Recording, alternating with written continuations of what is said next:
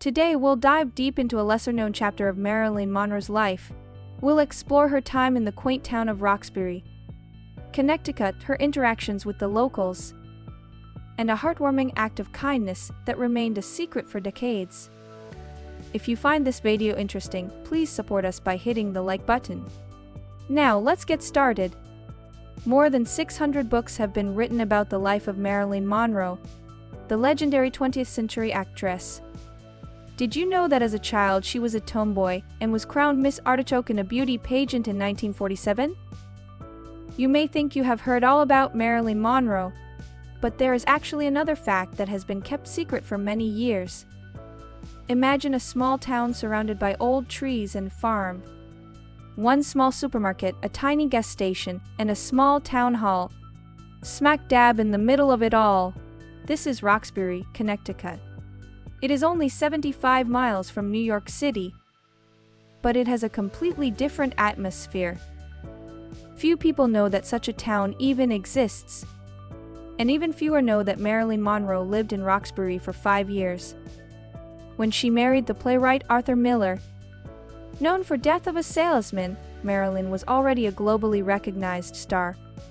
Marilyn, however, was fed up with the fame. She wanted a quiet life in the country. That is why she lived in Roxbury. This is exactly where the story we are going to introduce here takes place. Many residents of this small town were from poor immigrant families.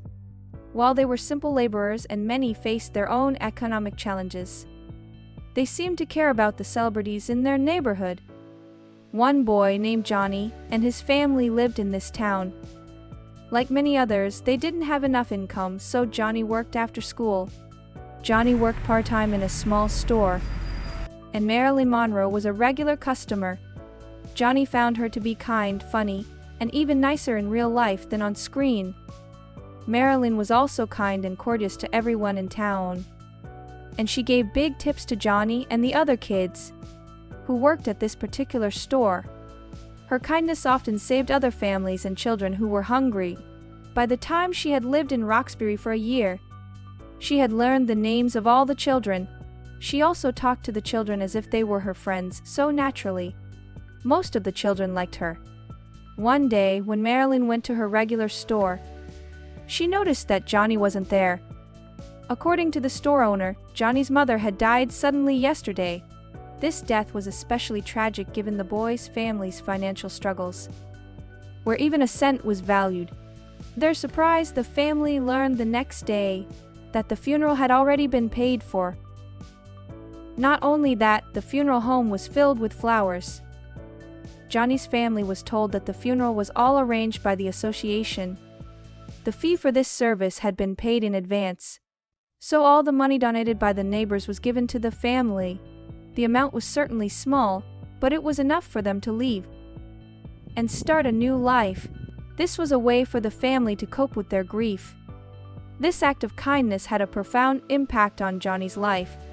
There were many good opportunities for him and his siblings to create a wonderful future in a new and better place.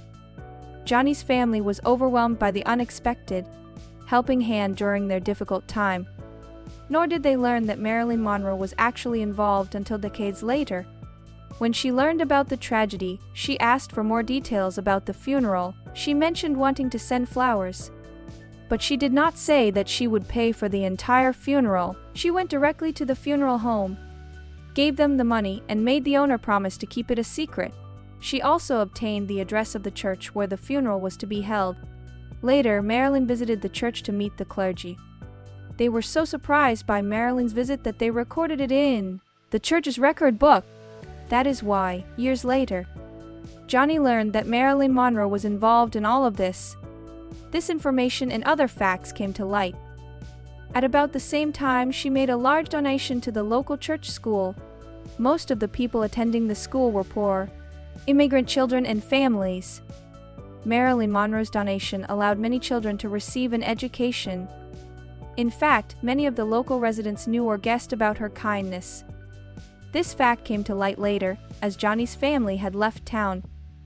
They were shocked that they hadn't known about Marilyn's involvement while she was still alive. Nevertheless, there is no hard evidence to prove whether this story really happened or not. But consider this: the public image of Marilyn often contrasts with her true character. The limited information available doesn't fully reveal the kind of person she was. Marilyn may have been much kinder and gentler than her contemporaries thought. She was a person who loved animals and cared for others. Her first husband, James Dougherty, once told a story that illustrates Marilyn's caring side. He recounted a time when it was raining outside, and Marilyn wanted to bring the cows inside the house. She wanted to keep the cows out of the rain. While many photos show Monroe's smiling face, she had her share of unfortunate experiences. She grew up in orphanages and foster homes. In her short life, she changed her address a whopping 50 times. That is why she wanted a home of her own. When she married Arthur Miller, she shared her dreams with him. She confessed that she hated Hollywood and wanted nothing more to do with it. She planned to live a quiet life in the country and support her husband. For the first time in her life, Marilyn was sure that she was not alone. But tragedy struck on Miller and Monroe's wedding day, June 29, 1956. As the couple signed their marriage license, the place turned into a paparazzi playground. One car following the newlyweds drove so fast down a winding country road that the driver lost control of the vehicle. As a result, the French reporter in the car died. People said that such a tragedy happening after a wedding is a bad sign. It was later discovered that their words had a deeper meaning. Unfortunately, life in Roxbury was not at all what Marilyn had imagined. With only 750 residents, she was content to play the role of a humble housewife for perhaps her first year in the town. But Marilyn was far too accustomed to praise, cameras, and attention. Besides, her husband was a solitary man who did not depend on others. He worked in his study in the mornings and spent his afternoons fixing up the house. Marilyn found herself with little to do. After a while, she grew tired of playing with Hugo, the family pet basset hound, and rearranging furniture, and she was concerned about her appearance. It is said that Marilyn washed her face 15 times a day because she was afraid of spots and other blemishes. Eventually, the strains in their relationship led to a decision to divorce. On January 24, 1961, due to growing differences and contrasting lifestyles, Monroe and Miller decided to part ways. Marilyn Monroe and Arthur Miller were married for less than 5 years.